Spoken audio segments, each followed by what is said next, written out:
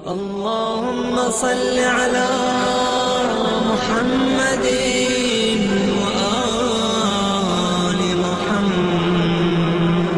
بسم اللہ الرحمن الرحیم وبہ نستعین وہو خیر ناصر ومعین وصلی اللہ علی سیدنا مولانا بالقاسم محمد اللہم صل علی محمد وعلی محمد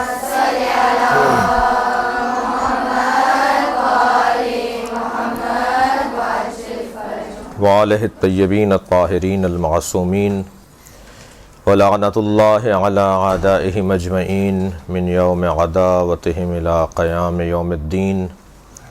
اما بعد، قال الحکیم فی قرآن الکریم بسم اللہ الرحمن الرحیم ادع الی سبیل ربک بالحکمۃ وموعظۃ الحسنہ وجادلہم باللتی ہی احسن.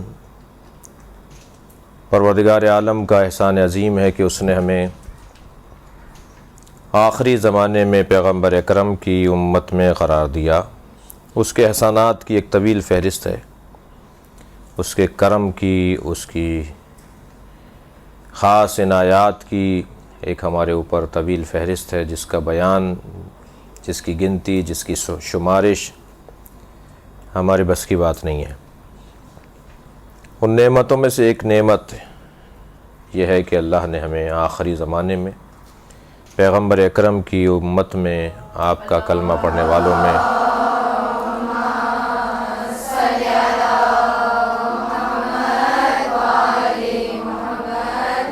قرار دیا، اور ہم آپ کی امت میں ہونے کی وجہ سے دیگر امم پر فضیلت اور فوقیت اور اہمیت رکھتے ہیں. جب کسی کو کوئی فضیلت دی جاتی ہے تو اس سے ریاضت بھی مانگی جاتی ہے. فضیلتوں کا مصیبتوں سے بڑا گہرا تعلق ہے. فضیلتوں کا ریاضتوں سے، محنتوں سے، مشقتوں سے، پریشانیوں سے، الجھنوں سے بڑا گہرا تعلق ہے. جو جتنا بڑا صاحب فضیلت ہوگا اتنا ہی اسے پریشانیوں کا سامنا زیادہ کرنا پڑے گا. اللہ کی کسی سے رشتہ داری نہیں ہے، نہ ہی اللہ کی کسی سے پڑوس ہے اللہ کا کسی سے. رشتہ داروں کو بھی خیال رکھنے کا حکم دیا گیا ہے، پڑوسیوں کے خیال رکھنے کا حکم دیا گیا ہے. اللہ کی نہ رشتہ داری ہے کسی سے، نہ اللہ کا پڑوس ہے کسی سے. لہٰذا اللہ پڑوس کی بنیاد پر بھی خیال کرنے والوں میں سے نہیں ہے، رشتہ داری کی بنیاد پر بھی خیال کرنے والوں میں سے نہیں ہے.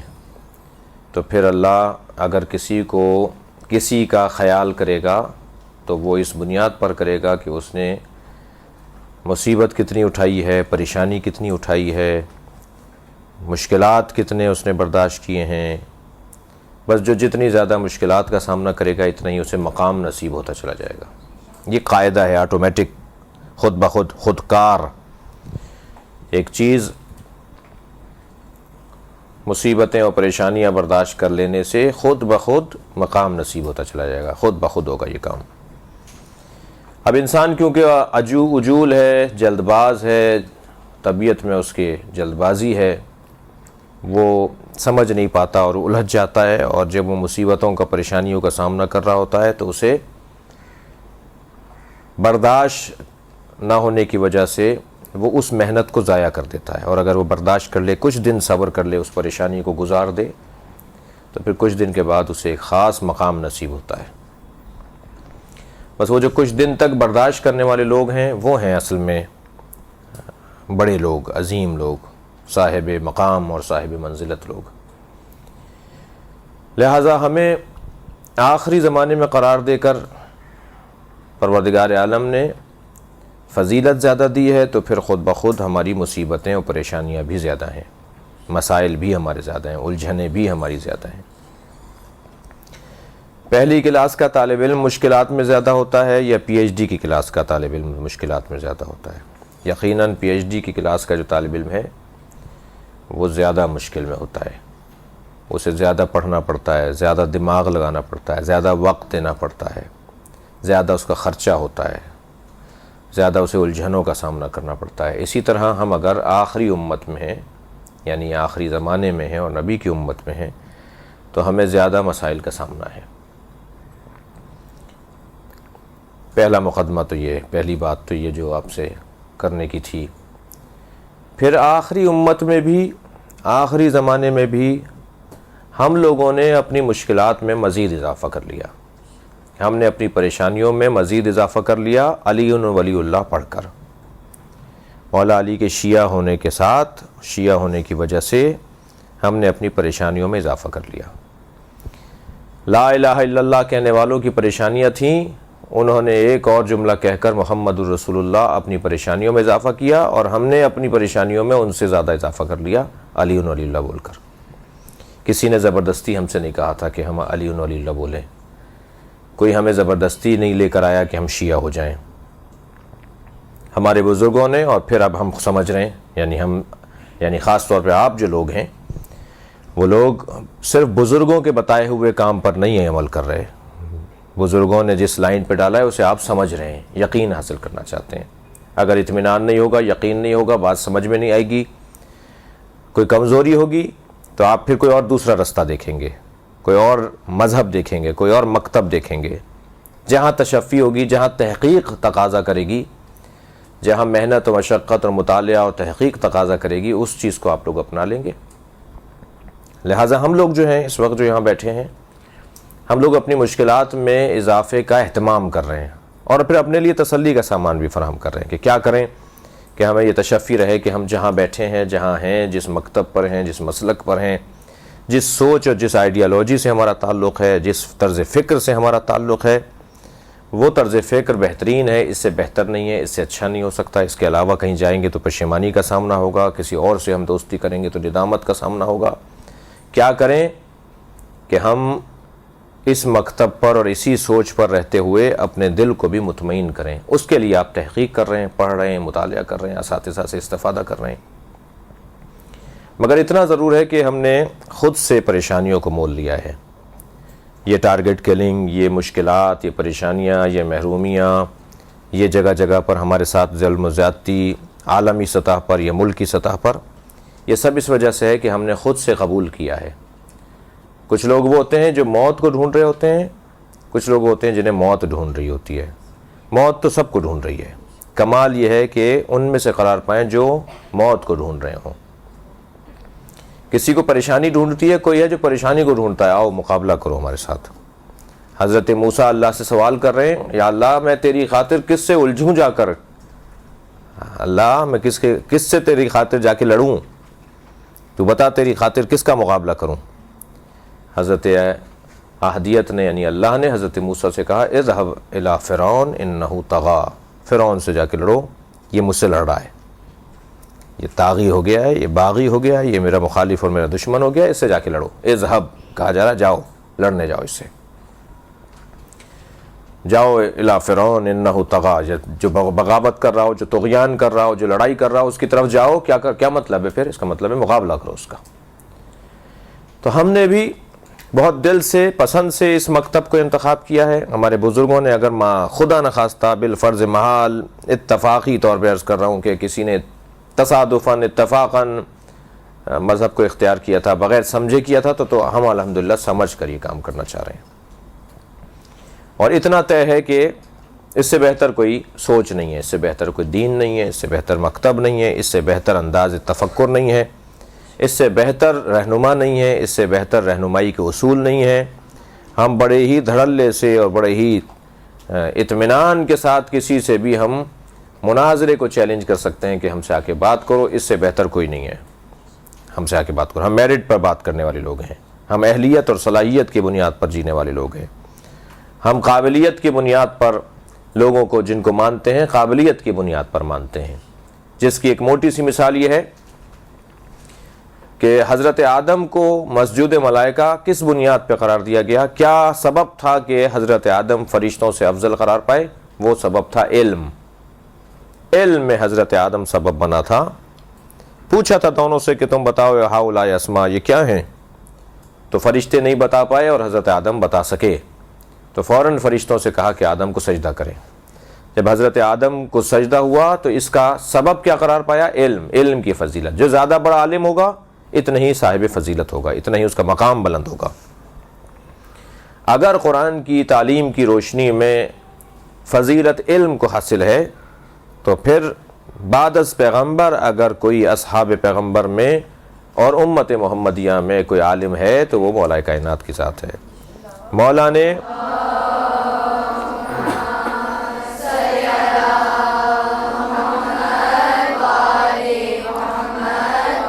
کسی سے سوال نہیں کیا، ہمیشہ مولا کائنات سے سوال کیا گیا۔ علی نے کسی سے جا کے مسئلہ نہیں پوچھا، اس لیے کہ علی مسئلہ پوچھنے میں کسی سے محتاج نہیں تھے۔ علی کے پاس قابلیت اور علمیت اتنی زیادہ تھی کہ علی سے لوگ پوچھتے تھے، مولا علی کسی سے نہیں پوچھتے تھے۔ حتیٰ آپ نے دیکھا کہ شورا کی جب میٹنگ ہوئی، یعنی خلافت کے تعین، پہلا دور حکومت گزرا، دوسرے دور حکومت گزرا، جب تیسرا دور حکومت اور دور خلافت آنے لگا تو 6 رکنی ایک کمیٹی اصحاب پیغمبر کی بن گئی تھی کہ جو طے کرے گی کہ اب خلیفہ کون ہے۔ تو اس میں بھی مولا کائنات نے جو اپنے بارے میں استدلال کیا تھا وہ یہی کیا تھا، کیونکہ شرط لگا دی گئی تھی کہ جو قرآن، سنت اور سیرت شیخین کے اوپر عمل کرے گا وہی خلیفہ بنے گا۔ تو اس وقت مولا علی علیہ السلام نے ارشاد فرمایا تھا کہ قرآن کو مجھ سے زیادہ بہتر کوئی نہیں جانتا، سیرت پیغمبر کو مجھ سے زیادہ بہتر کوئی نہیں سمجھتا، اور کسی اور کی سیرت پر عمل میں تب کروں کہ جب میری سیرت ان کی سیرت سے زیادہ کم ہو یا میری سیرت سے زیادہ ان کی سیرت بہتر ہو۔ میں کسی اور کی سیرت پہ عمل کرنے کے لیے اس لیے تیار نہیں ہوں کہ میرا عمل، میرا کردار، میری سیرت سب سے زیادہ روشن اور واضح ہے۔ تو یہاں مولا کائنات نے اپنی فضیلت کو بھی عنوان قرار دیا تھا اسی بنیاد پر کہ میں قابل زیادہ ہوں ان سے، میرے اندر فضیلت زیادہ ہے ان سے، علمی اعتبار سے بھی میں دوسروں سے زیادہ فضیلت رکھتا ہوں، کردار اور سیرت کے حوالے سے بھی میں دوسروں سے زیادہ مضبوط ہوں۔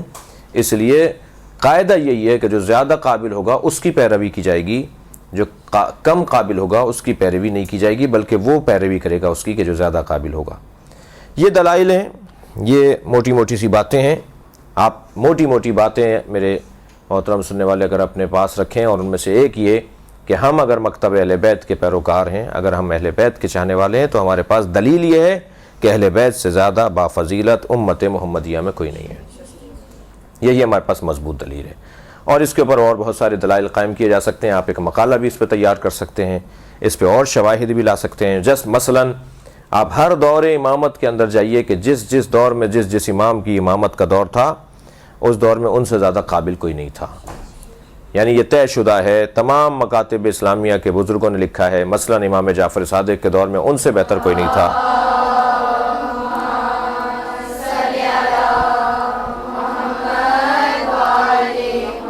دیگر ائمہ کے ابھی ایسے ہی ان کے دور میں ان سے بہتر کوئی نہیں تھا، قابلیت میں ان سے زیادہ بہتر کوئی نہیں تھا۔ یہی دلیل ہے ہمارے مکتب کی حقانیت کی۔ مکتب ہمارا بہترین مکتب ہے، میں کتنا بہتر ہوں، مجھے کتنا اچھا اور ہونا چاہیے، یہ ایک علیحدہ بحث ہے۔ شیعت کا موضوع علیحدہ ہے، شیعہ کا موضوع علیحدہ ہے، اسلامی تعلیمات اور ہیں، مسلمانوں کی جو اعمال ہیں وہ علیحدہ موضوع ہے۔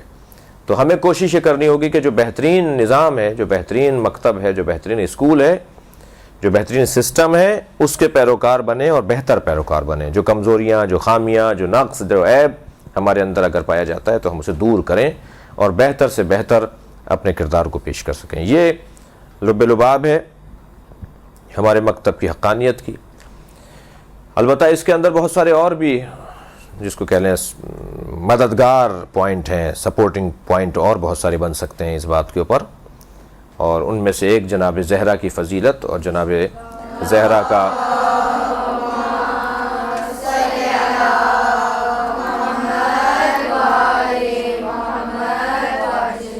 اور بی بی کی مظلومیت، بی بی کے ساتھ جو کچھ ہوا وہ خود ایک عنوان ہے مکتب اہل بیت کی حقانیت کے اوپر۔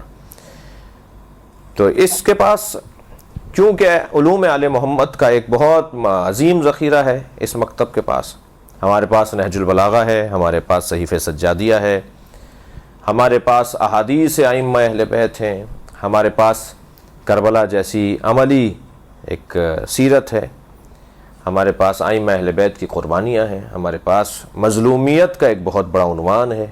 تاریخ میں جو مکتب، جو مسلک، جو سوچ، جو سمجھ مظلوم واقع ہوئی ہے، ظلم کا نشانہ بنی ہے، وہ ہمارے پاس موجود ہے۔ یہ تمام وہ حقانیت کے پہلو ہیں کہ جس کی بنیاد پر ہم اپنے آپ کو صحیح اور سالم مانتے ہیں۔ ہمارے اوپر جن باتوں کے حوالے سے اعتراض ہو سکتے ہیں وہ اعتراضات بہت ہی آسانی سے ان خطوط پر سوچنے کے ذریعے سے حل کیے جا سکتے ہیں۔ یہ خطوط جو میں نے ابھی آپ کے سامنے موٹی موٹی باتیں عرض کی، ان خطوط پر جتنا ہم گہرائی میں جاتے چلے جائیں گے، سوچتے چلے جائیں گے، ہم پر ہونے والے اعتراضات کے جوابات بھی انہی رستوں سے اور انہی یہی سوچ جو ہے اس کے ذریعے سے ہم ان کو جوابات دے سکتے ہیں۔ مثلا آپ کے ہاں فلاں کام ہوتا ہے، آپ کے ہاں فلاں انداز اپنایا جاتا ہے، آپ کے ہاں فلاں کام کیا جاتا ہے، ہمارے اوپر جو اعتراضات ہوتے ہیں ہم ان کو بھی اسی انداز سے، بہتر انداز سے اس کو جواب دے سکتے ہیں۔ آج کی اس پہلی نشست میں طے یہ ہوا ہے کہ اب یہ میرے مختصر بیان کے بعد آپ کی جانب سے سوال اور جوابات ہوں گے۔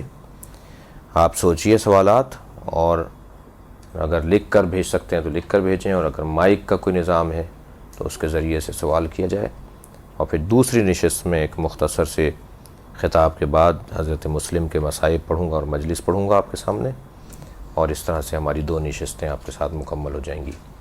بہت کم موقع ملتا ہے آپ لوگوں کو کہ آپ جو ہے ہم جیسے طالب علموں سے سوالات کریں، اور ہم آپ کو اپنے تجربات کی روشنی میں، اپنے مشاہدات کی روشنی میں، اپنی ریاضت کی روشنی میں، جو ہمارا اس ملک میں ایک سفر ہے، ایک کام ہے اور تجربات ہیں، اس کی روشنی میں ہم آپ کو جواب دے سکیں۔ تو بسم اللہ، اگر کوئی ذہن میں سوال ہے تو سوال فرمائیں۔ سر، ہم مشکلات کو اٹھا رہے ہیں کہتے بھائی ماننے والے، تو مسئلہ یہ ہے کہ ہم جو اوروں کے ہاتھوں اٹھا رہے ہیں تو لیکن ہم اللہ کا اپنے ہاتھوں کو اٹھا رہے ہیں، ہم آپس میں بھی تو متحد نہیں ہو سکتے، اس کی کیا مسئلہ ہے؟ جتنا اتحاد اس وقت ہمارے قوم میں ہے، ماضی میں کبھی نہیں تھا۔ یہ جو ایک زاویہ جو آپ نے بیان کیا، ابھی ہماری خواہر نے سوال کیا کہ ہم جو دشمن کی طرف سے، مخالف کی طرف سے نقصان اٹھا رہے ہیں، کیونکہ میں دہرا رہا ہوں سوال جن کو جواب ان کا سوال نہ گیا ہو، اور ایک جانب ہم اپنی طرف سے نقصان اٹھا رہے ہیں، آپس کا اختلاف، آپس کی لڑائیاں، عدم اتفاق، اس وجہ سے ہم نقصان اٹھا رہے ہیں۔ تو یہ تو ایک وہ بات ہے جو سب کر رہے ہیں، یہ والا سوال سب کے ذہنوں میں ہے۔ میں آپ کو صفحے کا دوسرا رخ دکھا رہا ہوں۔ جتنا اتفاق اور جتنا اتحاد ملت جعفریہ میں، شیعہ قوم میں اس وقت ہے، ماضی میں کبھی نہیں تھا، ماضی میں کبھی نہیں تھا۔ علماء کرام ایک دوسرے کے خلاف، شیعہ علماء کرام ایک دوسرے کے خلاف مقالے لکھتے تھے، کتابیں لکھتے تھے، تقریریں کرتے تھے۔ اب ایسا نہیں ہو رہا۔ کوئی عالم آپ پورے کراچی میں ڈھونڈ کے بتائیے کسی عالم نے کسی عالم کے خلاف کہاں تقریر کی ہے۔ ماضی میں علماء کرام آپس میں نہیں بیٹھتے تھے، ملاقاتیں نہیں کرتے تھے، مشکل تھی ملاقاتیں، ان کی بہت کم تھیں، اور بہرحال موجودہ کیفیت سے اچھی نہیں تھی کیفیت۔ آج علماء کرام میں اتحاد ہے، ملاقاتیں ہیں، بیٹھکیں ہیں، مسائل کے حل کے اوپر غور کرتے ہیں، فوراً کسی ایشو پر جمع ہو جاتے ہیں، مشورہ کرتے ہیں۔ ماضی میں ایسا کم تھا، میں نہیں کہتا کہ ماضی میں بالکل نہیں تھا ایسا۔ اس کے علاوہ جماعتیں اگر ماضی میں ہمارے ہاں دیکھی جائیں تو آج سے زیادہ تھیں جماعتیں۔ آج جو ہماری قوم میں جماعتیں ہیں، اس سے زیادہ جماعتیں تھیں ماضی میں ہمارے درمیان، گروپ ہمارے درمیان ماضی میں اس سے زیادہ تھے۔ ہمارے بڑے بڑے نام، بڑی بڑی شخصیات جو قائدین ہمارے گزرے ہیں، سید محمد دہلوی رحمۃ اللہ علیہ، مفتی جعفر حسین رحمۃ اللہ علیہ، شہید علامہ عارف حسینی رحمۃ اللہ علیہ، ان کے زمانے میں بھی تنظیمیں تھیں، ان کے زمانے میں بھی گروپنگ تھی، اور ایک دوسرے کے خلاف محاذ آرائی تھی۔ لیکن الحمدللہ اس وقت شیعہ قوم کے اندر اہم ایشوز پر، اہم مسائل پر، جیسے آپ نے دھرنوں کا نظام دیکھا، اس کے اندر ہماری پوری قوم متفق رہی۔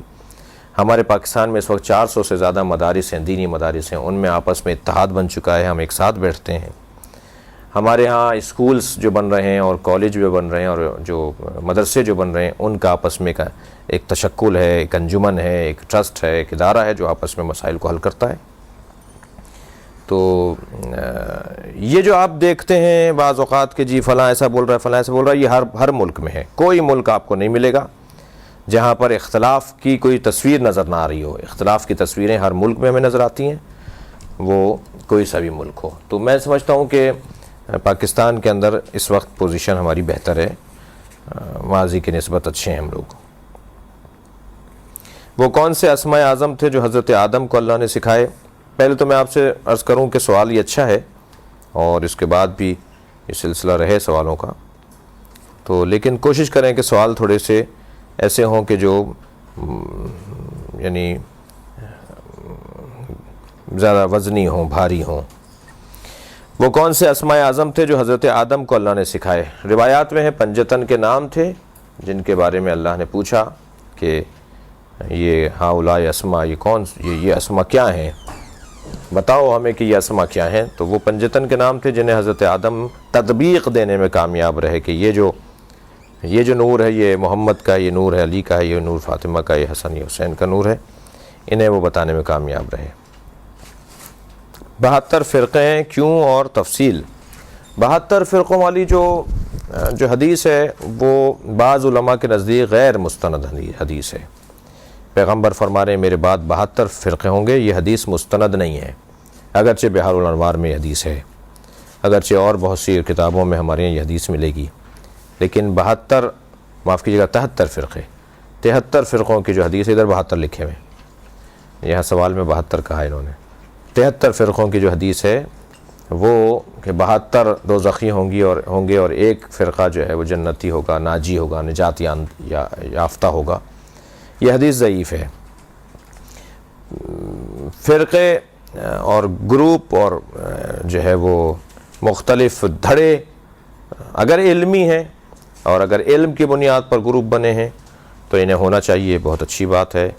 پیغمبر نے خود اختلاف کی بنیاد ڈالی ہے، اختلاف امتی رحمہ، میری امت کا اختلاف رحمت ہے۔ تو اختلاف اگر علمی ہو، اختلاف اگر تحقیقی ہو، اختلاف اگر سمجھنے کے لیے اور تفحص کرنے کے لیے ہے تو اختلاف رحمت پروردگار ہے۔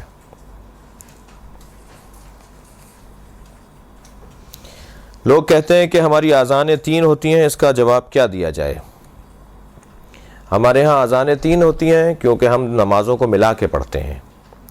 سوال یہ ہے کہ ہم کیونکہ تعداد میں دنیا میں کم ہیں اس لیے ہم سے سوال کیا جاتا ہے، جبکہ ہمیں سوال کرنا چاہیے اپنے دوستوں سے کہ پیغمبر اکرم نے نمازیں ملا کر پڑھیں، ظہر عصر کو پیغمبر نے ملا کے پڑھا اور علیحدہ علیحدہ بھی پڑھا، مغرب عشاء کو پیغمبر اکرم نے ملا کے پڑھا اور علیحدہ علیحدہ بھی پڑھا۔ تو ہم نے تو آج تک کسی کو نہیں کہا جو علیحدہ پڑھتے ہیں وہ غلط کرتے ہیں، لیکن ہم جو ملا کر پڑھتے ہیں، تو اگر ہمیں یہ کہا جائے کہ ہم جو ملا کر پڑھتے ہیں ہم غلط پڑھتے ہیں تو یہ پیغمبر اکرم پر اعتراض ہے۔ پیغمبر اکرم نے دونوں طریقے پر عمل کر کے دکھایا تاکہ میری امت آسانی میں رہے۔ صحیح بخاری، صحیح مسلم، اہل سنت کی کتابوں میں روایت موجود ہیں۔ اب جب آپ کو 2 نمازوں کو ملا کے پڑھنا ہے تو اذان کا فلسفہ ہے اعلان، لوگوں کو آگاہ اور اطلاع کرنا کہ نماز کھڑی ہو رہی ہے، جماعت کھڑی ہو رہی ہے۔ تمام فقہی کتابوں میں اذان اعلام اور ہے، اذان للصلاۃ اور ہے، نماز کی اذان اور ہے اور اعلان کی اذان اور ہے۔ تو لاؤڈ اسپیکر پر جو اذان کہی جاتی ہے وہ اذان کہی جاتی ہے اعلام کی اذان، یعنی اعلان کی اذان۔ اعلام بھی لفظ صحیح ہے میم کے ساتھ اور نون کے ساتھ، اعلان بھی لفظ صحیح ہے۔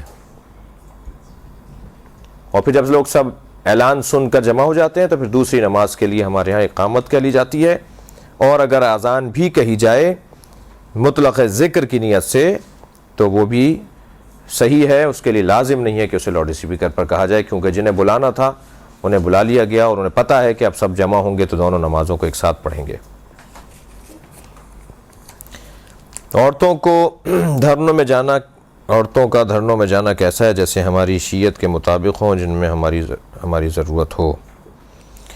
عورتوں کا دھرنوں میں جانا یا کسی بھی احتجاج میں جانا یا کسی بھی ریلی میں جانا جہاں قومی فریضہ بنتا ہو، قومی ذمہ داری بنتی ہو، اپنی حمیت، غیرت، اپنے اتحاد کا ثبوت اس کا لازمہ قرار پائے، جس سے قوم کو تقویت پہنچے، جسے ملت کو اعتماد ملے، تو جہاں مردوں کا جانا ضروری ہے وہاں عورتوں کا جانا بھی روکا نہیں گیا ہے، انہیں منع نہیں کیا گیا ہے۔ بعض اوقات ان کے جانے سے تقویت ملتی ہے، بعض اوقات ان کے جانے سے اور زیادہ بہتر وقار سامنے آتا ہے۔ آج کل سننے میں آ رہا ہے کہ زنجیروں کا ماتم کرنا یا ویسے ماتم کرنا غلط ہے، یہ بتائیے کہ ماتم کرنا ٹھیک ہے؟ ماتم کے بارے میں ہمارے پاس دلائل بہت زیادہ ہیں۔ حضرات اصحاب پیغمبر اور حضرات ازواج پیغمبر نے ماتم کیا ہے، یہ اہل سنت کی کتابوں میں درج ہے، اور ائمہ اہل بیت نے ماتم کیا ہے۔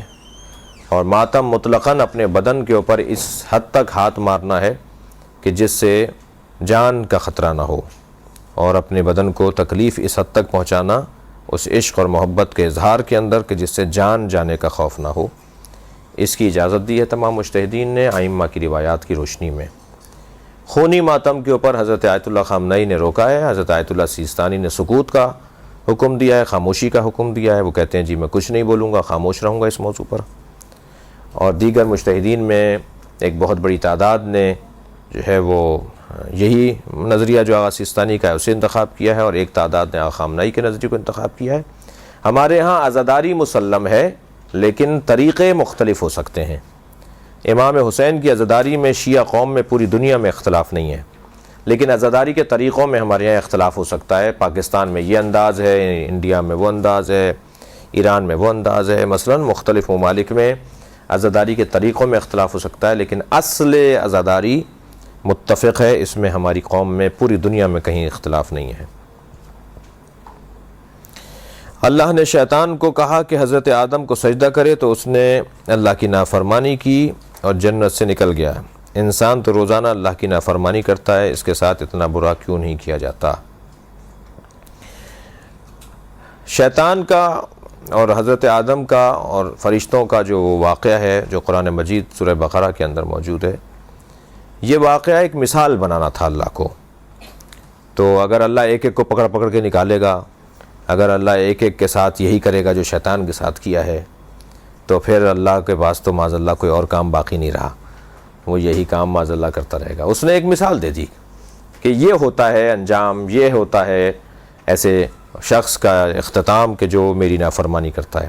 تو کچھ کو ایک کو اسی وقت سزا دے کر اللہ نے دکھا دیا، اور کچھ کے لیے آخرت رکھ لی تاکہ ہو سکتا ہے یہ توبہ کر لیں، معافی مانگ لیں، اپنی غلطیوں کا ازالہ کر لیں۔ نافرمانی کر لی ہے لیکن ممکن ہے اس کا ازالہ کرنا ان کے لیے میسر ہو جائے۔ آج کے دور میں صحیح اور غلط عالم کا فیصلہ کرنا مشکل ہو گیا ہے، کیونکہ نامور علماء بھی ایسی باتیں کرتے ہیں جس کا غلط یا صحیح ہونے کا فیصلہ نہیں کر پاتے، اور ایسے لوگ جو زیادہ مطالعہ نہیں کرتے وہ ان باتوں پر عمل کرنے لگتے ہیں۔ تو ایسے عالم کو پہچاننے کا کیا طریقہ ہے کہ وہ صحیح کہہ رہا ہے یا غلط کہہ رہا ہے؟ پہلی بات تو یہ کہ یہ الجھن تو باقی رہے گی، پہلے یہ ذہن میں بٹھا لیں آپ اپنے، یہ الجھن باقی رہے گی، کیونکہ پرفیکٹ جو ہیں وہ ائمہ ہیں، بالکل ٹھیک ٹھاک، جس میں ایک رتی برابر بال برابر بھی شک نہیں کر سکتے، وہ ائمہ کا وجود ہے۔ حتیٰ مراجع تقلید، حتیٰ مجتہدین کرام، حتیٰ بزرگان دین، نہیں ہو سکتا کہ ہمیں دونوں ایک ہی بات کرتے ہوئے دکھائی دے رہے ہوں، اور یقیناً جب دونوں ایک بات نہیں کر رہے تو آپ کا یہ سوال وہاں بھی آئے گا کہ ہم اس پر عمل کریں یا اس پر عمل کریں۔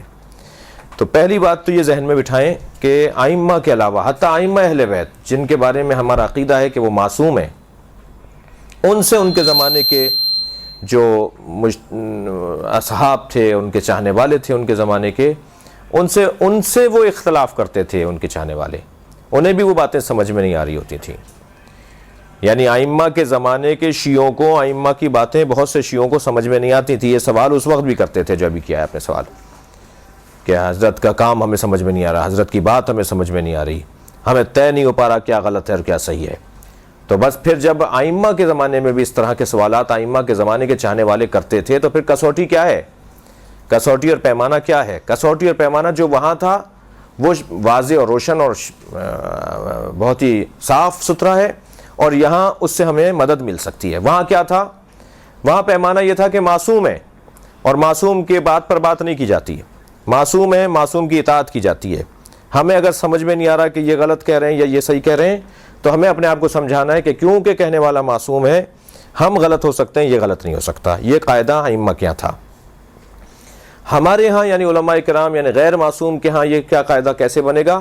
زیادہ سے زیادہ قابلیت کی بنیاد پر، اور قابلیت کا تعلق صرف علم سے نہیں ہے، قابلیت کا تعلق تین موٹی موٹی باتوں سے ہے: علم، عمل اور بصیرت۔ اگر کسی عالم دین میں یہ تین چیزیں موجود ہیں، علم میں وہ پختہ ہو، کہاں سے پڑھیں یہ آپ کا حق ہے پوچھنا، کتنا عرصہ پڑھیں، کتنی تعلیم حاصل کی ہے یہ جاننا آپ کا حق ہے، یعنی آپ سے مراد جو بھی اس الجھن میں مبتلا ہے جو سوال ہے۔ اور عملی طور پر ان کے قول میں اور ان کے فعل میں، ان کے گفتار میں، ان کے کردار میں، ان کے معاملات میں کتنا فرق ہے عملی طور پر، یہ سمجھنا ایک پیروی کرنے والے اور ایک ماننے والے کے لیے بہت ضروری ہے۔ اور تیسری چیز وہ ہے بصیرت. بہت ساری آپ کو ایسی شخصیات دکھائی دیں گے کہ جو عالم بہت اچھے ہیں, متقی پرہیزگار بھی پہلے درجے کے ہیں, مگر بصیرت ان کے ہاں نہیں پائی جاتی, سمجھداری نہیں پائی جاتی, معاملہ فہمی نہیں پائی جاتی, حکمت اور دانائی نہیں پائی جاتی, فیصلہ کرنے میں جذباتی ہو جاتے ہیں, جلد باز ہو جاتے ہیں, غصہ ان پہ غالب ہے, جی جلدی فیصلہ کرتے ہیں, غسیل ہیں. تو صاحب بصیرت اور حلیم اور بردبار اور صاحب فضیلت ہونا, عالم, عامل اور صاحب بصیرت. اگر کسی عالم میں یہ تین صفتیں واضح نظر آ رہی ہوں تو وہ بہتر ہے ان علماء سے کہ جن کے ہاں ان تینوں چیزوں میں کمزوری دکھائی دے رہی ہے. واضح ہے بات؟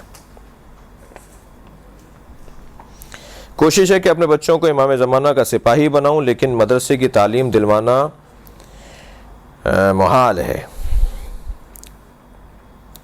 لوگ اپنے حالات کے سدھار کے لیے امریکہ, کینیڈا کی کوشش کرتے ہیں, ایران, مدینہ, نجف جانے کی کیوں نہیں؟ یہ غلط تو نہیں ہے؟ یہ دو علیحدہ باتیں ہیں. ایک تو بات یہ ہے کہ میں اپنے بچوں کو امام کا سپاہی بنانا چاہتی ہوں تو مدرسے کی تعلیم محال ہے. میں نہیں سمجھ رہا اس وقت ماشاءاللہ آپ مدرسے میں ہی بیٹھے ہوئے ہیں, اس وقت مدرسے کی تعلیم ہی کا حصہ ہے ہماری گفتگو اور ہماری آج کی ہمارا یہ اجتماع. اس لیے کیسے محال ہے, کیا مراد ہے؟ میں سمجھتا ہوں کہ اس کو ذرا زیادہ اس پہ زیادہ پریشان نہ ہو ہماری یہ بہن جس نے بھی یہ لکھا ہے. وہ جیسے آج یہاں آئی ہیں ایسے دوبارہ بھی آ سکتی ہیں, اپنے بچوں کو بھی یہاں بھیج سکتی ہیں, یا ان کے گھر کے قریب اگر کوئی اس طرح کا کوئی نظام ہے تو اسے جو ہے وہ اس سے استفادہ کر سکتے ہیں. فرما رہے ہیں کہ اپنے حالات کو بہتر کرنے کے لیے کینیڈا اور امریکہ کا رخ کرتے ہیں لوگ, ایران اور نجف کیوں نہیں جاتے؟ اگر دین, تقوی, پرہیزگاری, انسانی اقدار, تہذیب کا تحفظ ممکن ہے تو امریکہ, کینیڈا بھی اللہ کی زمینیں ہیں, وہاں جانا بھی شرعی طور پر ممانعت نہیں ہے. اگر آپ اپنے دین کو محفوظ رکھ سکتے ہیں, اپنے تقوی کو محفوظ رکھ سکتے ہیں, اپنی انسانیت کو محفوظ رکھ سکتے ہیں. اور نجف اور مدینہ اور ایران اور ان علاقوں کے اندر کیونکہ دینی ماحول ہے اور مادی طور پر یہ علاقے کمزور ہیں, مادی طور پہ, دنیاوی طور پہ یہ علاقے مضبوط نہیں ہیں, لہٰذا اس طرف لوگ اس لیے رخ نہیں کرتے. فرما رہے ہیں کہ ہمیں کیوں منع کیا جاتا ہے کہ اہل سنت کے سامنے ان کے خلیفاؤں کو برا نہ کہا جائے, جبکہ انہوں نے تو بہت برا کیا. اہل سنت کے, اہل بیت کے ساتھ انہوں نے بہت برا کیا, جبکہ ہم وہابیوں کے سامنے اور کھلم کھلا یزید پر لعنت بھی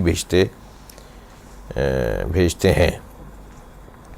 پہلی بات تو یہ کہ جب آپ کسی جگہ پر رہ رہے ہوں کہ جہاں آپ سے ہٹ کر بھی کوئی سوچتا ہو, آپ سے ہٹ کر بھی کوئی عقیدہ رکھتا ہو, تو آپ کو اس کا احترام کرنا ہوگا, اسے آپ کا احترام کرنا پڑے گا. اس کا احترام تقاضا کر رہا ہے کہ وہ جس کا احترام کرتا ہے ہم اس کے بارے میں ایسی کوئی بات نہ کہیں کہ جو اسے برا لگے. تو برا کہنا اور تبرہ کرنا یہ ضروری تو نہیں ہے. آپ اس کے ساتھ بیٹھیں, اس سے بات کریں کہ بھئی آپ جنہیں بڑا مانتے ہیں, ہم نے یہ کتاب میں پڑھا ہے, ذرا ہمیں سمجھا دو کیا لکھا ہوا ہے, یا آپ کی کتاب میں لکھا ہوا ہے کہ یہ ان میں سے فلاں صاحب نے ایسا کیا. یہ ایک علیحدہ بات ہے. اور برا بھلا کہنا, لعن طعن کرنا, تبرہ کرنا, بری بات کرنا, ایسا لفظ بولنا کہ جو اس کو برا لگے, یہ ایک علیحدہ بات ہے.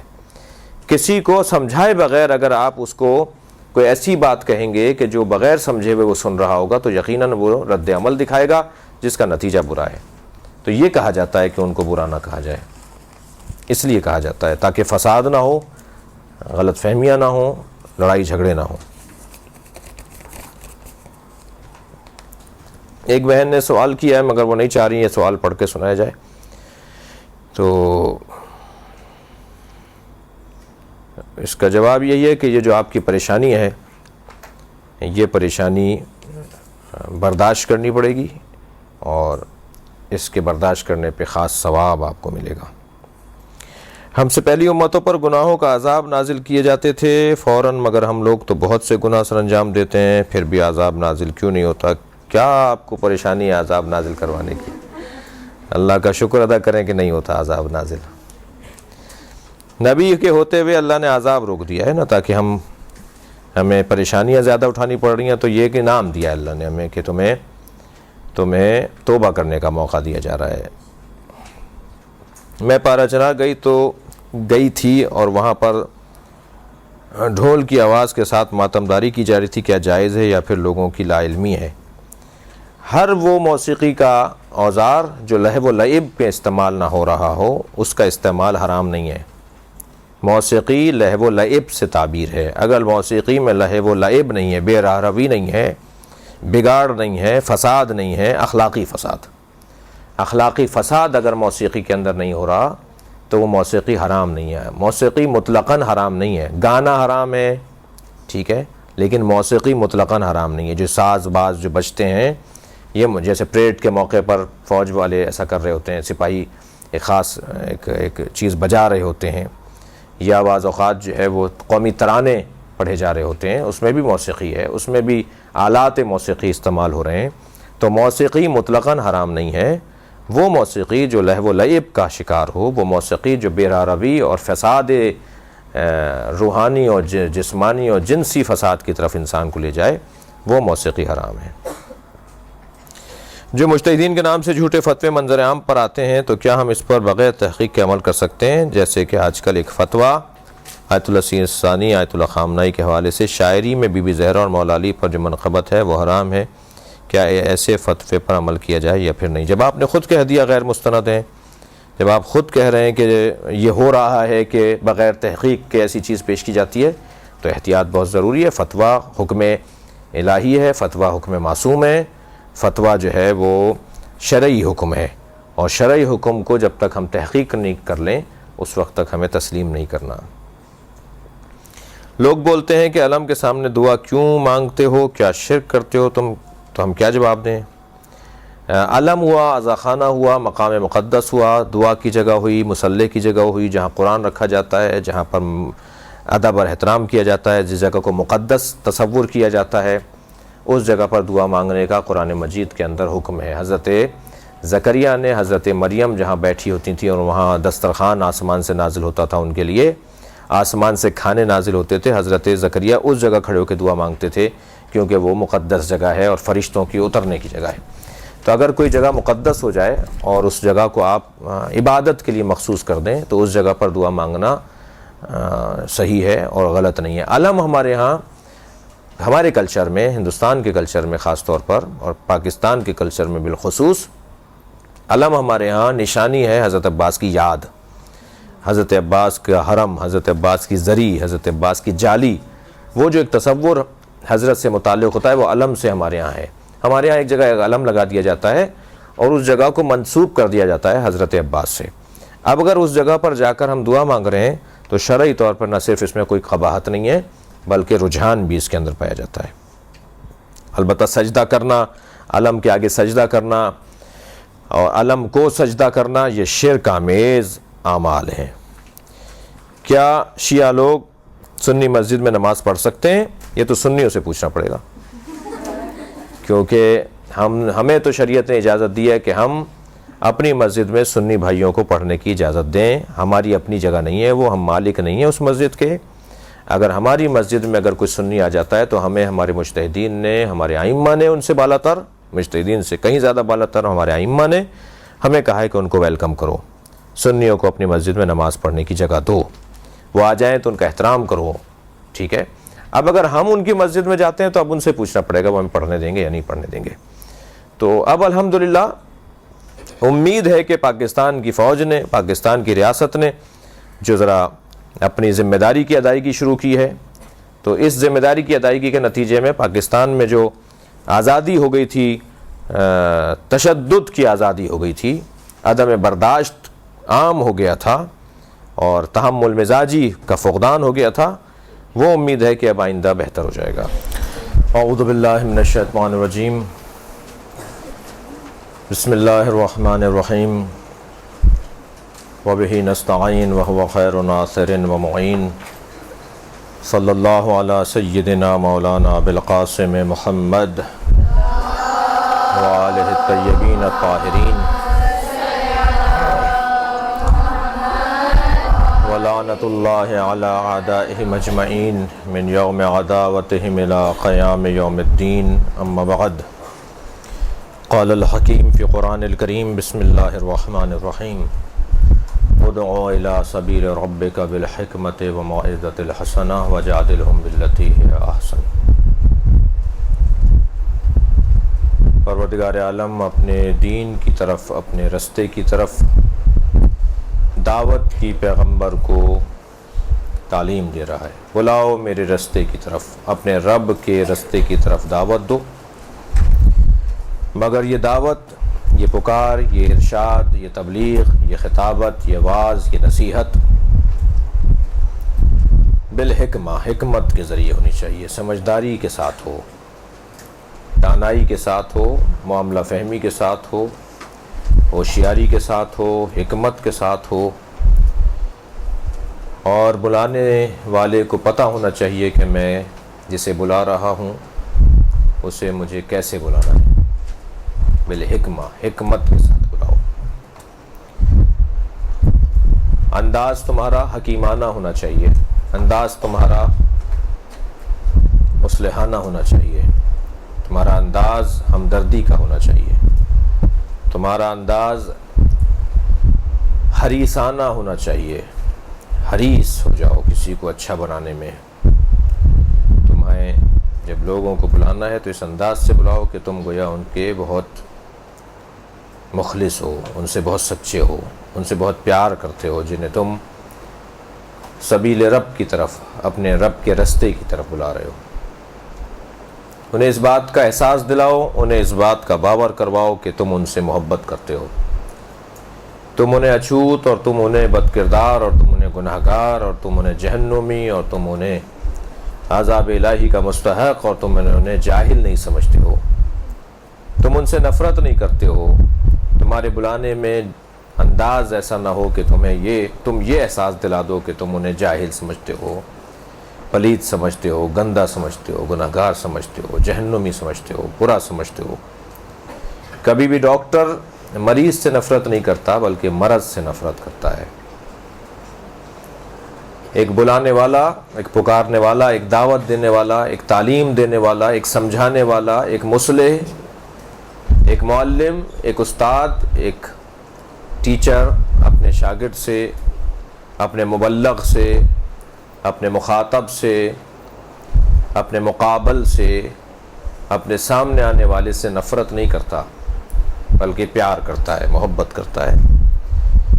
لہذا پیغمبر اکرم کی صفات میں سے بھی ایک صفت ہے حریص علیکم بالمؤمنین رؤوف الرحیم۔ پیغمبر کی صفت یہ ہے کہ میرا پیغمبر لقد جاءکم رسول من انفسکم حریص علیکم، آیت یہ ہے۔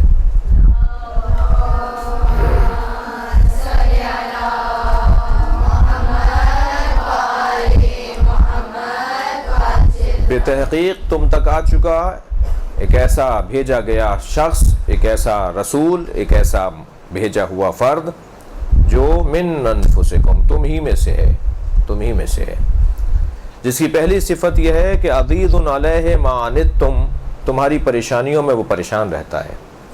اس کی دوسری صفت یہ ہے کہ حریص علیکم، وہ تمہارا حریص ہے۔ صفت حرص ذاتی طور پر قابل مذمت صفت نہیں ہے، دیکھا جائے کہ یہ حرص کس چیز کی ہے۔ آپ حریص ہیں، نبی حریص ہیں، اللہ کہہ رہا ہے نبی کو حریص ہے۔ نبی معلوم یہ ہوا کہ یہ کوئی بری شے نہیں ہے، اس لیے کہ اللہ نے طے کیا ہوا ہے کہ ہر برائی کو نبی اور آل نبی سے دور رکھے گا۔ اگر نبی کو وہ حریص کہہ رہا ہے تو اس کا مطلب یہ ہے کہ حرص ذاتی طور پر بری چیز نہیں ہے۔ جی حرص کی ایک مثال لے لیجئے، دسترخوان لگا ہوا ہے، ایک ہی ظرف میں مثلا غذا ہے، سالن ہے، اور آدمی ہیں 10، پلیٹیں 10 رکھی ہیں، غذا ایک ہی جگہ پر ہے۔ اب آپ دسترخوان پہ پہچانے ان میں حریص کون کون ہے، اندازہ ہو جائے گا کہ جس کے ہاتھ بار بار بڑھ رہے ہوں، جو جلدی لینا چاہتا ہو، جو جلدی کھانا چاہتا ہو، جو جلدی کسی طرح جی اپنی پلیٹ کو بھرنا چاہتا ہو، اس کا انداز، اس کا اسٹائل بتا دے گا یہ حریص ہے۔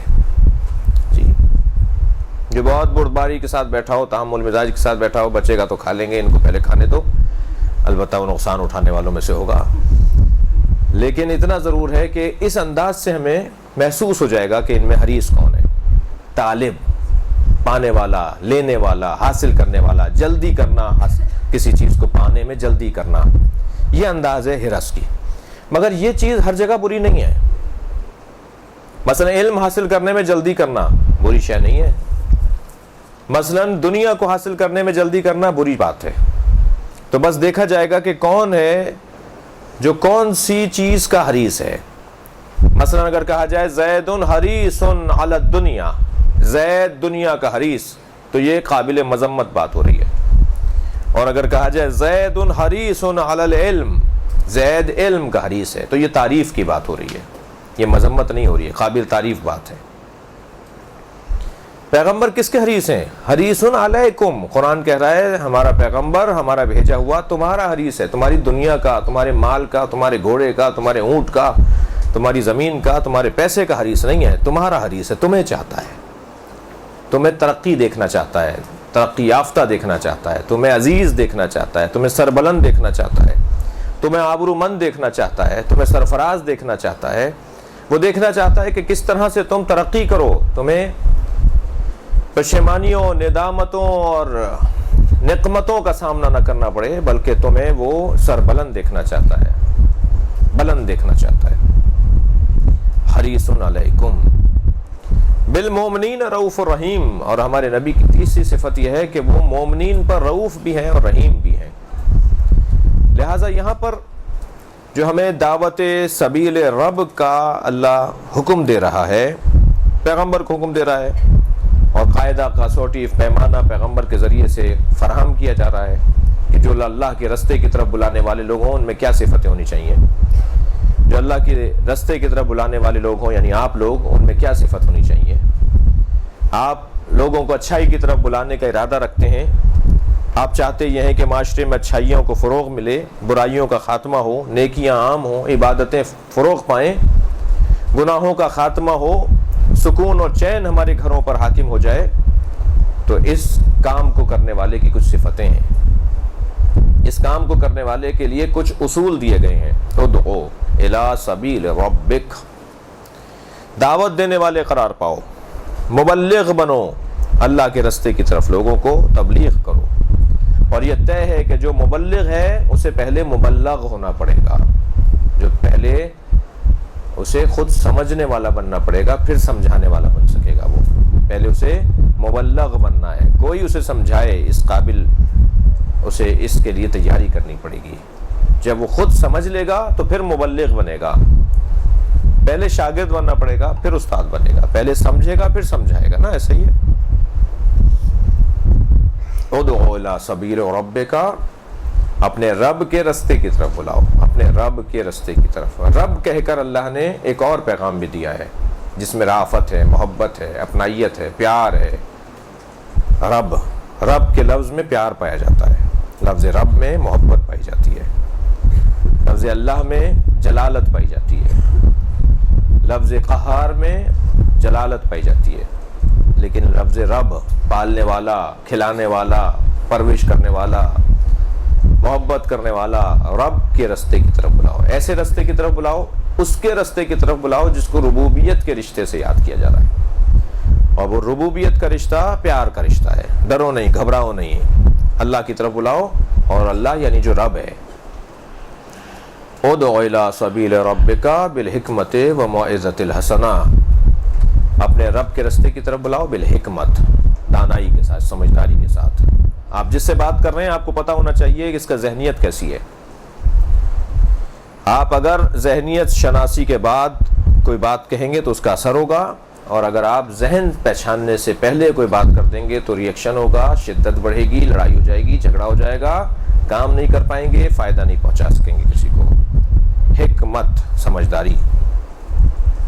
آپ کو پتہ ہے آپ کے تایا جان کا یہ مزاج ہے، آپ کو معلوم ہے آپ کی جو مثال کے طور پہ ممانی ہیں ان کا یہ انداز ہے، آپ کو پتہ ہے آپ کی جو بھاوج ہیں، بھابھی ہیں، ان کا یہ انداز ہے، وہ اس چیز سے چڑھتے ہیں، ان کو یہ اس کی حساسیت ہے فلاں مسئلے میں.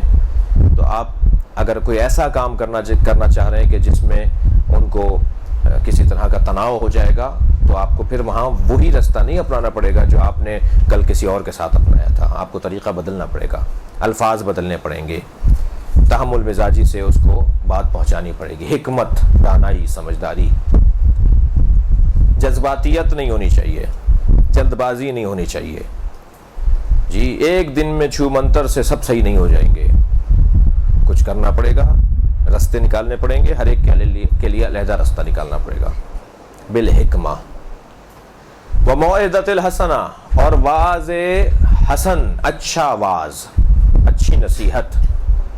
ہمیشہ واعظ زبان سے نہیں کیا جاتا، ہمیشہ تقریر کر کے کسی کو آپ نصیحت نہیں کریں گے، بعض اوقات عمل کے ذریعے سے بھی واعظ ہوتا ہے، انداز بھی آپ کا واعظ بن جائے گا، نصیحت بن جائے گا جی۔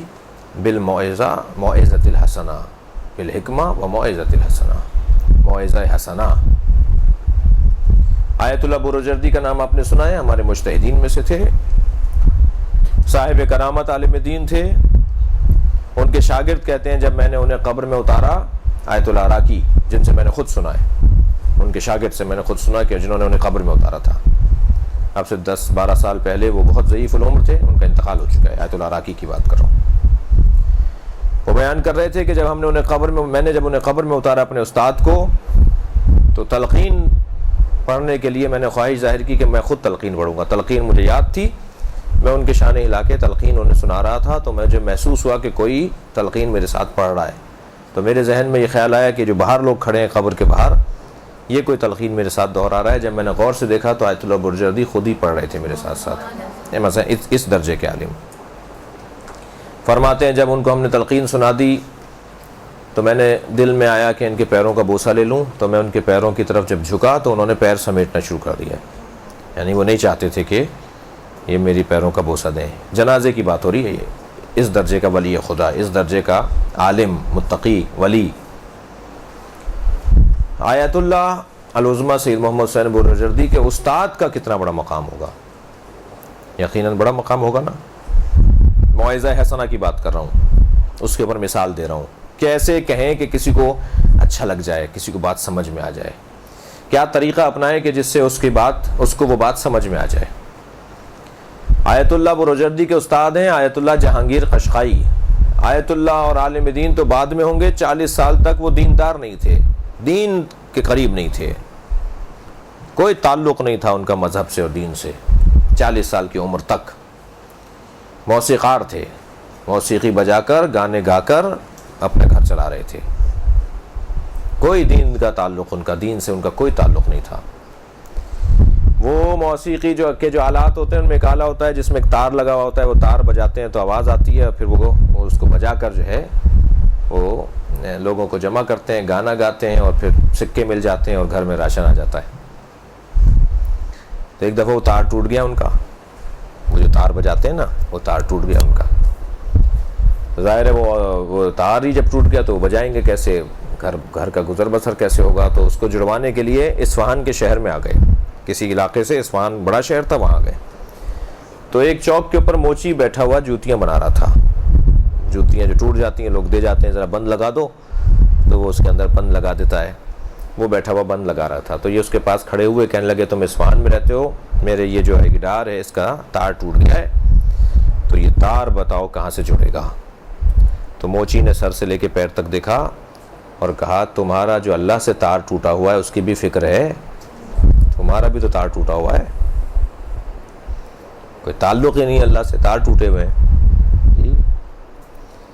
ایک دم زمین پر بیٹھ گئے اسی کے پاس، کہنے لگے ہاں یہ بتاؤ یہ تار کون جوڑتا ہے، میرا تار جو میرے اللہ سے ٹوٹا ہوا ہے یہ کون جوڑے گا؟ یعنی وہ جملہ ان پر اتنا اثر کر گیا، موعظہ حسنہ کی میں بات کر رہا تھا، اس انداز سے سمجھائیں کہ دل پر فوراً اثر کرے۔ فوراً بیٹھ گئے زمین پر، کہنے لگے بتاؤ یہ والا تار کون جوڑتا ہے؟ تو انہوں نے مدرسے کی طرف اشارہ کیا، کہنے لگے وہ سامنے مدرسہ اصفہان کا مدرسہ، کہا وہ جو سامنے جو مدرسہ ہے اس میں جتنے بھی بزرگ بیٹھے ہوئے ہیں وہ طالب علموں کو لیے بیٹھے ہیں، وہ سب تار جوڑ رہے ہیں بیٹھے ہوئے، ان کا کام تار جوڑنا ہے، اللہ سے تعلقات بہتر کروانا ہے۔ یہ صاحب چلے گئے وہاں جہانگیر قشقائی صاحب، اور انہوں نے اپنے اللہ سے تار جڑوایا، اور تار ایسا جڑا کہ مجتہد بن گئے، اور نہ صرف مجتہد بلکہ آیت اللہ بروجردی جیسے عارف کے استاد بن گئے۔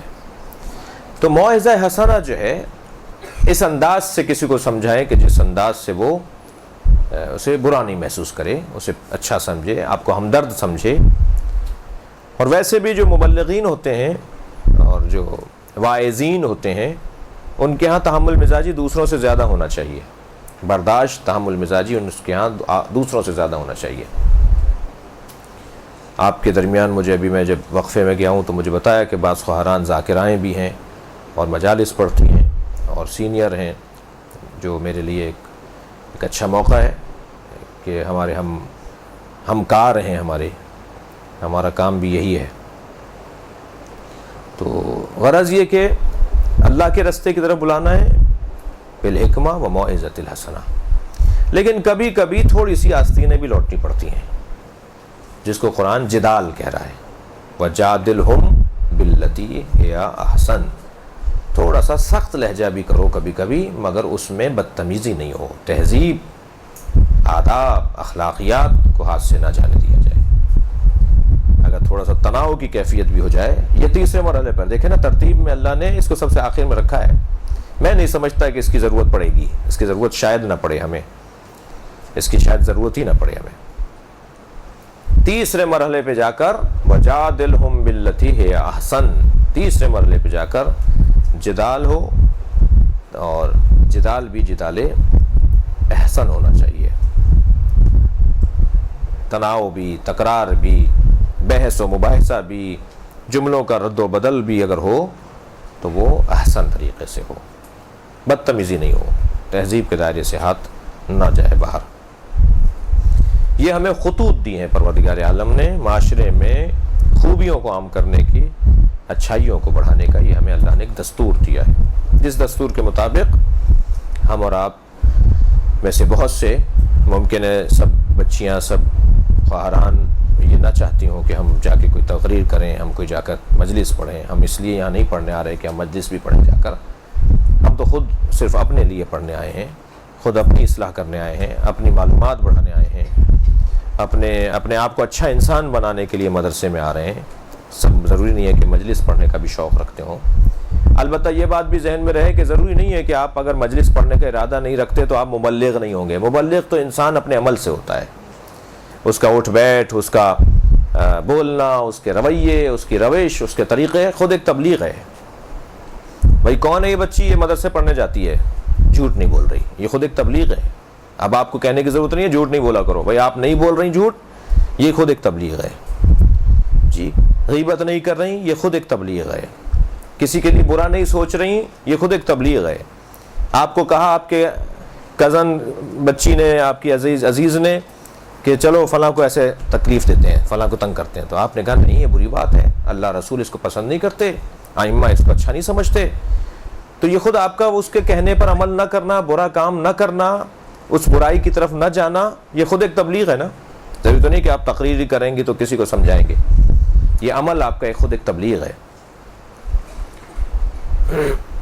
لہذا ایک بہت بڑی ذمہ داری ہے، دینی نمائندے ہیں، آپ کا حلیہ، آپ کا لباس، آپ کا اسکارف، آپ کا مقنا، آپ کی چادر، آپ کے موزے، آپ کے دستانے، آپ کا عمومی جگہوں پر بناؤ سنگھار کے ساتھ نہ جانا، آپ کا وقت پہ عبادت، بہت سارے اچھے کاموں کی طرف آپ کا عملی طور پر آپ کا چلنا، یہ خود ایک چلتی پھرتی ایک تبلیغ ہے، ایک گھومتی پھرتی ایک تبلیغ ہے۔ اور یقیناً جو اللہ کے دین کی طرف لوگوں کو اپنے عمل کے ذریعے سے بلاتے ہیں، جو اپنے کردار کے ذریعے سے لوگوں کو اپنے اللہ کے دین کی طرف بلاتے ہیں، ان کا مقام اللہ کے نزدیک بلند ہے۔ یہ ذہن میں رہے آپ کو کہ جس کا مقام اللہ کے نزدیک بلند ہوتا ہے، اللہ اسے تکلیف میں مبتلا کرتا ہے، اس لیے کہ جس سے اللہ کو پیار ہوتا ہے، اللہ اسے اور ترقی دینا چاہتا ہے اور مشکلات میں ڈالنا چاہتا ہے۔ من طلبنی فقد وجدنی ومن وجدنی فقد عرفنی ومن عرفنی فقد عشقنی ومن عشقنی فقد قتلتہ۔ جس نے مجھے طلب کیا اس نے مجھے پا لیا، جس نے مجھے پا لیا اس نے مجھے پہچان لیا، جس نے مجھے پہچان لیا وہ میرا عاشق ہو گیا، جو میرا عاشق ہو گیا میں اسے قتل کر دیتا ہوں۔ اللہ کہہ رہا ہے جی۔ بعض بچیوں نے سر اٹھا کے دیکھا یہ کیا ہوا آخر میں جی۔ جو مجھے ڈھونڈتا ہے میں اسے مل جاتا ہوں، جو مجھے پا لیتا ہے وہ میری معرفت حاصل کرتا ہے، جو میری معرفت حاصل کر لیتا ہے وہ میرا عاشق ہو جاتا ہے۔ اور جو میرا عاشق ہو جاتا ہے انا قتلتہ، میں اسے قتل کر دیتا ہوں، میں اسے مار دیتا ہوں۔ ومن انا قتلتہ فعلی دیتہ، اور جسے میں قتل کرتا ہوں اس کی دیت بھی میرے اوپر ہے، میں نے قتل کیا ہے نا تو دیت بھی میں دوں گا، بدلہ بھی مجھ سے ہی لیا جائے گا۔ جو مارتا ہے اسی سے بدلہ لیا جاتا ہے نا، جو قتل کرتا ہے اسی سے بدلہ لیا جاتا ہے۔ اللہ حدیث قدسی میں کہہ رہا ہے جسے میں قتل کر دیتا ہوں اس کی دیت بھی میرے اوپر ہے، وَأَنَا دِيَتُهُ، اور میں خود اس کی دیت بن جاتا ہوں، یعنی میں اس کا ہو جاتا ہوں۔ پھر بہت بڑا مقام ہے یہ، عرفاء کا، اولیاء الہی کا مقام ہے۔ اتنا طے ہے کہ جو اللہ سے محبت کرتا ہے اللہ اسے پریشانی میں مبتلا کرتا ہے اور اسے مضبوط کرتا ہے اور مضبوط کرتا ہے۔ اب یہ سفر جو مضبوطی کا ہے، کبھی انسان اس مطلوب کیفیت پر پہنچنے سے پہلے ہی مر جاتا ہے، اس کے دن پورے ہو جاتے ہیں، اور کبھی مطلوب کیفیت پر پہنچ کر اس کا اس دنیا سے رخصت ہوتی ہے۔ اور یہ ایک سفر ہے، اور اس سفر میں اگر کسی کا دم نکل جائے تو وہ طالب علم شمار ہوتا ہے، اور جو طالب علمی کے دور میں مرتا ہے اسے شہید کا درجہ دیا جاتا ہے۔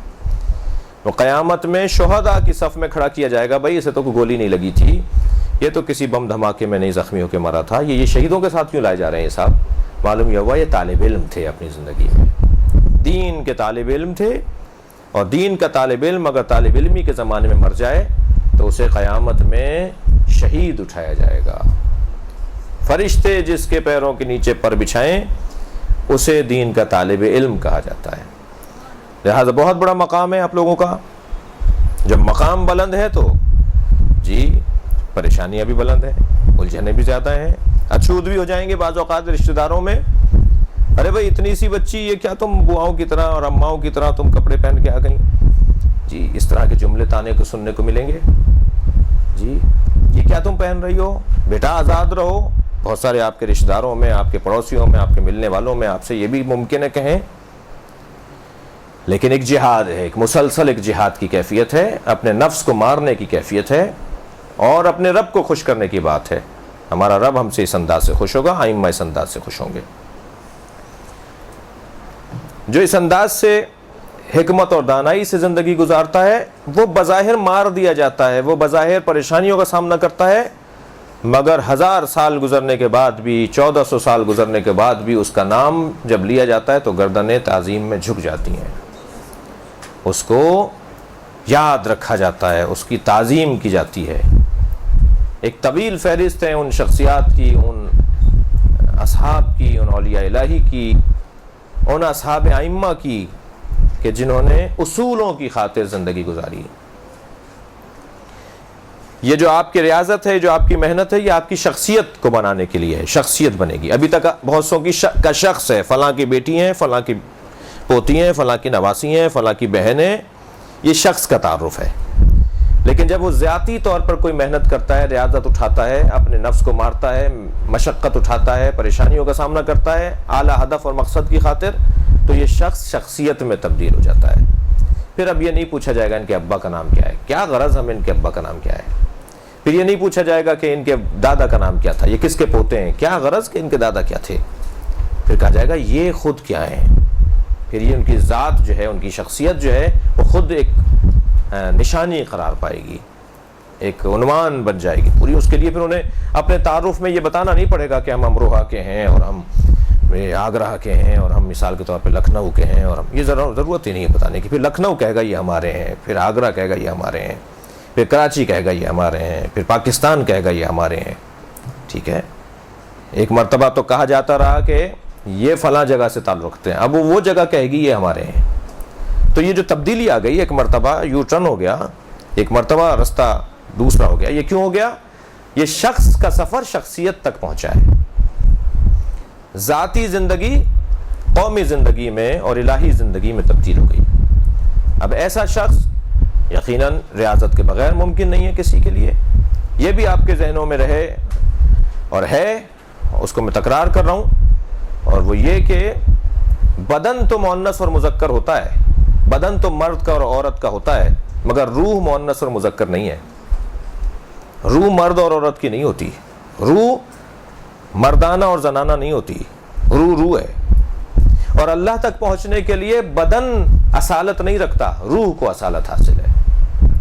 اللہ کا قرب حاصل کرنے کے لیے، اہل بیت کے نزدیک مقام پانے کے لیے عظمت حاصل کرنے کے لیے بدن کو اصالت حاصل نہیں ہے، اولویت حاصل نہیں ہے، ترجیح حاصل نہیں ہے. پہلا کام بدن کا نہیں ہے، پہلا کام روح کا ہے. قرب الہی حاصل کرنے کے لیے بدن اصالت نہیں رکھتا، روح اصالت رکھتی ہے. اور جب اصل چیز روح ہے تو پھر بعض اوقات مردوں سے زیادہ عورتیں کامیاب دکھائی دیتی ہیں معرفت کے باب میں، جی للہیت کے باب میں، قرب الہی کے باب میں، عظمتوں کے باب میں بہت سی عورتیں مردوں سے زیادہ دکھائی دیتی ہیں. لازمہ نہیں ہے کہ ہمیشہ مرد ہی جو ہے وہ کوئی کارنامہ کریں، بلکہ جس کی روح بلند ہوگی، جس نے اپنے نفس کے اوپر اپنی روح پر قابو اور کنٹرول رکھا ہوگا اور ایک ریاضت کرتے ہوئے شخص سے شخصیت کا سفر کیا ہوگا، وہ انسان کامیاب انسان شمار ہوگا. اب یہ شخصیت جو کامیاب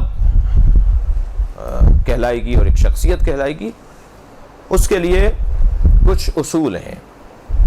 موٹے موٹے اصولوں کی طرف توجہ کریں. وہ اصول ہیں. سب سے پہلا اصول یا ایک اصول کسی شخصیت کی تعمیر کے لیے وہ یہ ہے کہ وہ زندگی گزارے اصولوں پر مشتمل، اصولوں پر مشتمل زندگی.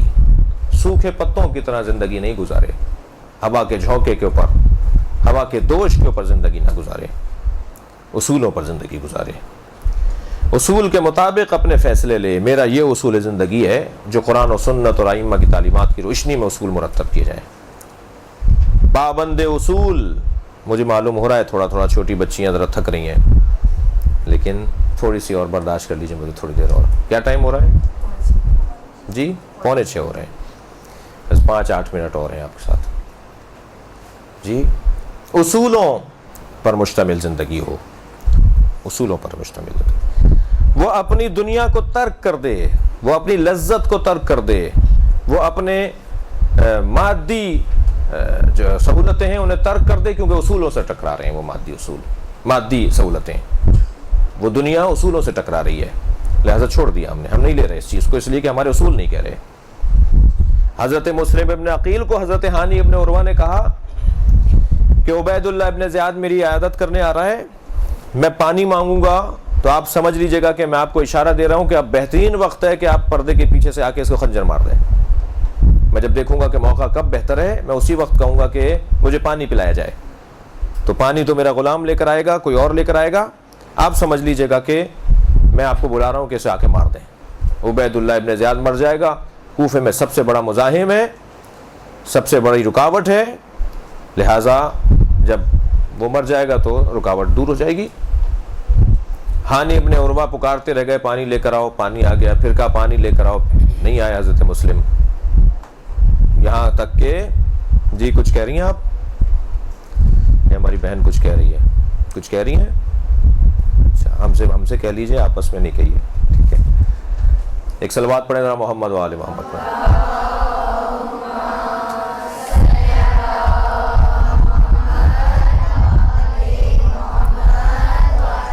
سب نے صلوات نہیں پڑھی بھائی. اللہم صلی علی محمد و آل محمد.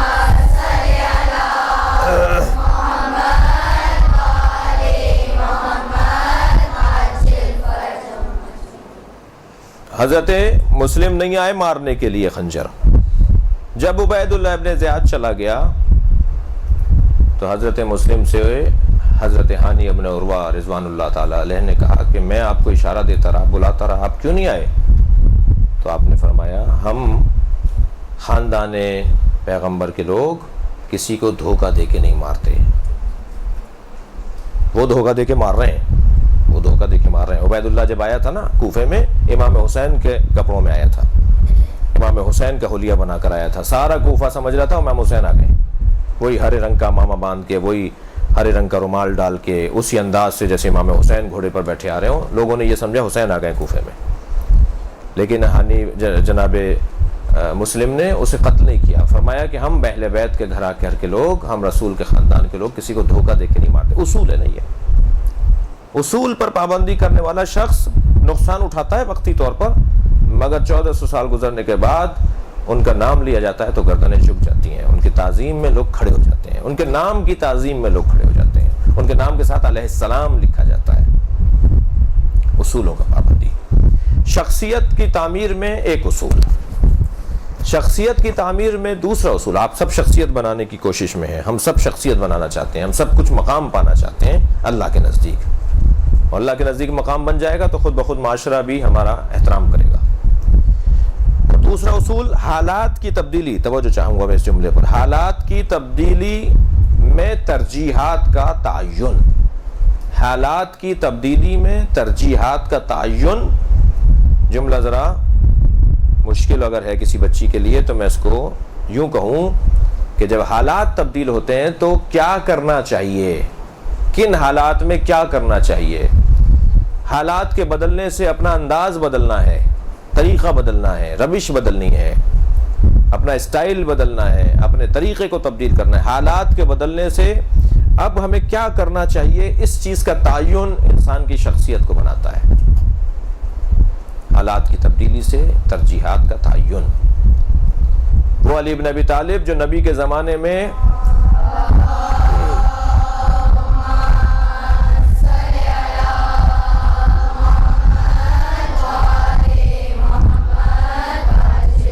دسیوں جنگوں میں مولا نے اپنے زور بازو کو اور اپنی تلوار کی دھار کو ثابت کیا، وہ حالات کے بدلنے سے تقریباً 25 سال تک خاموش رہے گھر میں۔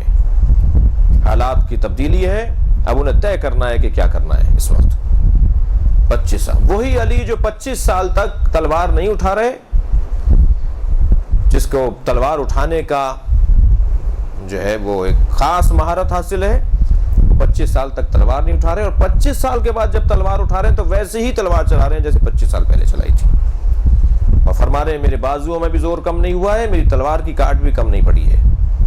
اور پھر یہ جو اب تلوار انہوں نے چلائی ہے وہ بالکل ہی نرالا انداز ہے، بالکل ہی مختلف ہے۔ پیغمبر اکرم کے زمانے میں جنگوں میں مال غنیمت ملتا تھا، مولا کائنات نے جب جنگ جمل کو سر کر لیا اور کامیاب ہو گئے تو آپ نے اعلان کیا خبردار جنگ تمام ہو رہی ہے، ہم کامیاب ہو رہے ہیں، جنگ تمام ہوگی، ہم کامیاب ہو جائیں گے، کوئی مال غنیمت نہیں لے گا، جس کی جو چیز گری ہے کوئی ہاتھ نہیں لگائے گا۔ بعض صحابہ نے کہا یا علی آپ سنت پیغمبر سے روگردانی کر رہے ہیں، یہ پیغمبر کی سنت ہے کہ جنگوں کے اختتام پہ جو لوگ ہارنے والے ہوتے تھے، جو ناکام ہوتے تھے، ان کے جو گھوڑے، ان کے سامان، ان کے زیورات، ان کے کپڑے، ان کی چیزیں، ان کے خیموں میں ان کے رکھا ہوا سامان، وہ تو بھاگ جاتے تھے یا مر جاتے تھے جنگ جب ختم ہوتی تھی۔ تو پیغمبر کی سنت یہ ہوتی تھی کہ وہ چیزیں مال غنیمت میں تقسیم ہوتی تھی مسلمانوں کے درمیان۔ مولا نے فرمایا کوئی نہیں لے گا، کوئی کسی چیز کو ہاتھ نہیں لگائے گا۔ یہ حالات کی تبدیلی سے ترجیحات کا تعین علی کر رہے ہیں۔ لوگوں نے کہا آپ سنت پیغمبر سے روگردانی کر رہے ہیں، حضرت نے فرمایا نہیں، میں سنت پیغمبر سے روگردانی نہیں کر رہا، میں ناموس پیغمبر کا تحفظ کر رہا ہوں۔ اس لیے کہ اگر تم نے مال غنیمت لینے کی میں نے تمہیں اجازت دے دی تو تم اس لشکر کی عورتوں کو بھی کنیز بناؤ گے، اور اس لشکر میں جو عورتیں ہیں وہ تمہاری مائیں ہیں، ماؤں کو کنیز بناؤ گے۔ حضرت عائشہ تھی نا، اس لشکر میں تمہاری مائیں ہیں۔ حالات کی تبدیلی سے ترجیحات کا تعین کرنا کیا ہے، کیسے اس مرحلے کو گزارنا ہے۔ غرض آپ اور ہم سب کی کوشش یہ ہے کہ ہم اللہ کے نزدیک مقام پائیں، اور اللہ کے نزدیک جب ہمارا مقام ہو جائے گا تو خود بخود عوام تو پھر ہمارے پیچھے ہے، عوام کو تو پھر اللہ ہمارے پیچھے لگائے گا، عوام کو ہمیں ڈھونڈنا نہیں پڑے گا، لوگوں کو ہمیں جمع نہیں کرنا پڑے گا، خود بخود لوگ ہمارے پیچھے لگیں گے، اس لیے کہ اللہ چاہتا ہوگا کہ لوگ ہمارا احترام کریں۔ اور امام حسین کیا فرماتے ہیں، اللہ جس نے تجھے پا لیا اس نے کیا کھویا، اور جس نے تجھے کھو دیا اس نے کیا پایا۔ ایک جگہ اور امام حسین فرماتے ہیں کہ اللہ جس نے لوگوں کی خاطر تجھے چھوڑ دیا اسے نہ لوگ ملے نہ تو ملا، اور جس نے تیری خاطر لوگوں کو چھوڑ دیا اسے تو بھی ملا اور لوگ بھی اسے ملے۔ لہذا اصل جو ہے وہ قرب پروردگار، اپنے رب کی رضایت، اپنے مالک کو خوش کرنے کا ہدف اور مقصد ہے، اور پھر خود بخود دنیا بھی پیروں کے نیچے آ جائے گی۔ کچھ سوالات کے ہم جوابات نہیں دے پائے، انشاءاللہ کسی اور مرحلے پر اگر یہ توفیق حاصل ہوئی آنے کی تو ان سوالات کے جوابات دیں گے۔